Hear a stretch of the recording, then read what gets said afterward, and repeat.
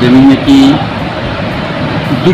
दुख का समय जी। बेटी का शादी हो या कोई चीज़ घटना हो उसको बेच के उसका मैं लाभ ले या कोई काम में लगा सकते हैं। इसमें अगर कोई बोल रहे हैं कि क्यों काट बेचा और कोई गलत बोल रहे गलत है तो ये गलत है। गलत है। ये सही है कि मतलब ये काट वृक्षारोपण जो काट को बेच के ही लाभ लेने के लिए आदमी इसको लगाया जाता है और लाभ लेना ही चाहिए इसका।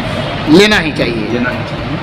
तो कुछ पदाधिकारियों के ऊपर अंगुली उठाया जाता है कुछ पत्रकारों के द्वारा कि पेड़ कटाई को रोका जाए, तो ये क्या ये सही है या गलत है? ये गलत है।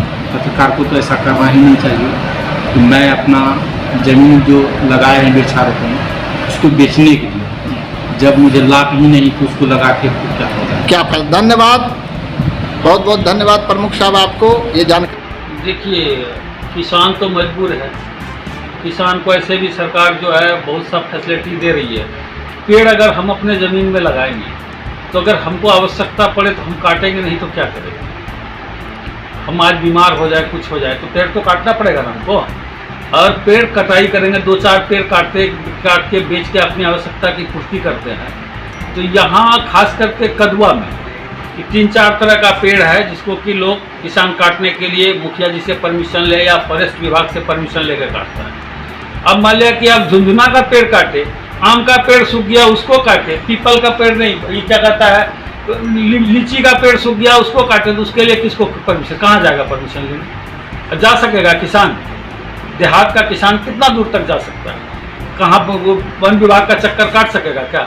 अरे जो पेड़ आपका ऑलरेडी जो है, जैसे शीशम का पेड़ काटेगा अगर बड़ा बगीचा है उसके लिए जाएगा, सागवान का पेड़ काटेगा तो उसके लिए जाएगा, मतलब क्या कहता है आपको लिप्टस का पेड़ काटेगा तो उसके लिए जाएगा। इस तरह का जो 4-5 प्रजाति है उसका पेड़ का कटाई करेगा, बगीचा है कटाई करेगा तो फॉरेस्ट विभाग में जाकर परमिशन लेके कटेगा। बाकी तो ये होना चाहिए कि जो गरीब जनता को जो क्षणिक तुरंत चाहिए, उसको आवश्यकता, कोई बीमार हो गया ए दूटा गाछ बेच ली, बोलता है ना गाँव समाज में, वो बेच लिया। तो अब मुखिया से कहना है बहुत करेगा, मुखिया जी लिख के दे देगा। मुखिया जी की बात को कंफर्म होना चाहिए, मुखिया जी लिख के दे दिया जिसको मानना चाहिए, फॉरेस्ट वाला उसको पकड़ लेगा। सरकारी पेड़ काटता है तो उसके लिए खास करके हम तो देखते हैं कि मुखिया खुद सजग रहता है। सरकारी पेड़ कटा तो प्रखंड को इन्फॉर्मेशन दिया जाता है।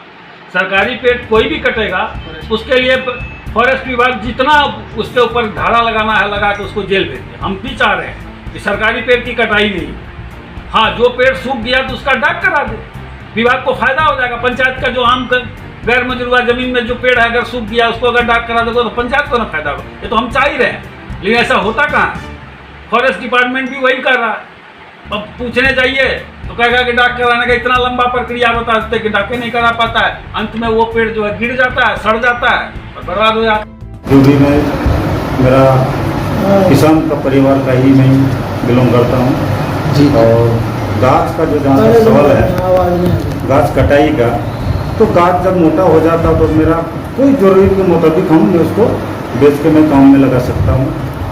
बहुत सारे काम आता है उसमें, जो कि बच्चों का जरूरी पड़ा बच्चा घटने के बाद उसको भी 10 किलो काम में लगा सकते हैं, शादी ब्याह में लगा सकते हैं। बिहार सरकार का जो है गाइडलाइन है यही कि 27 प्रजाति का गाछ बेच सकता है किसान। तो क्या इस पे सवाल उठता है कि ये पदाधिकारी जानबूझ के करवाता है, ये कहाँ तक सही है? ये सही नहीं है, ये गलत चीज़ है जो लिखा जाता है न्यूज़पेपर में। तो ऐसे मीडिया को आप क्या कहना चाहेंगे? उसको वही कुछ नहीं मिलता होगा इसलिए वो बोलता है कि उससे कुछ मिलता है। अच्छा, उसको कुछ नहीं मिलता है। आप अपना परिचय दीजिए। कदवा प्रखंड उपाध्यक्ष कांग्रेस का, आप कदवा प्रखंड का उपाध्यक्ष। आपका नाम सर? चंदन कुमार महतो जी।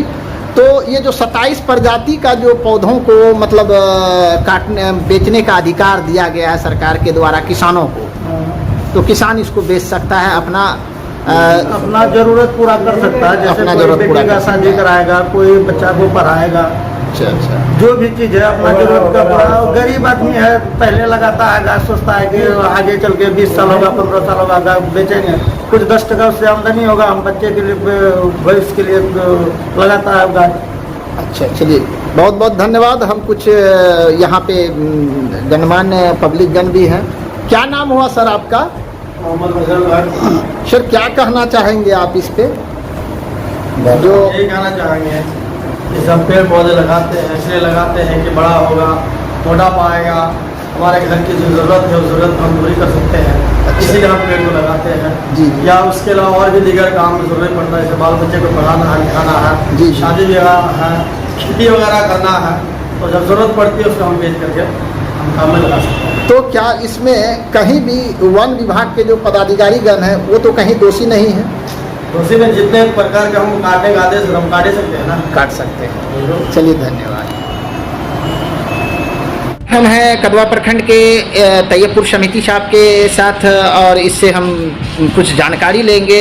जो विभागीय पदाधिकारियों पे इल्ज़ाम लगाया जा रहा है कि पौधों की कटाई जानबूझकर किया जाता है, तो ये किसान परिवार से भी हैं और ये बताएंगे प्रखंड की स्थिति को।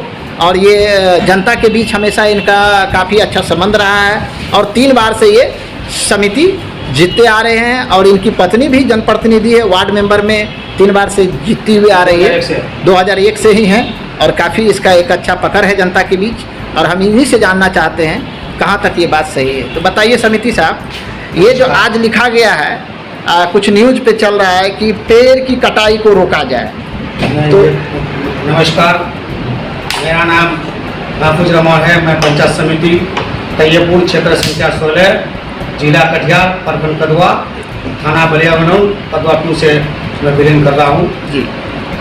ये जो कटाव के बारे में बोल रहा था, ये पेड़ ये तो सीधे सीधे मैं खारिज करता हूँ। इसलिए कि मैं हम हो या कोई हो जनता, आम जनता उसको छोटे से पाल पोस के बड़ा करता है तो उसको तो अधिकार होता ही होगा।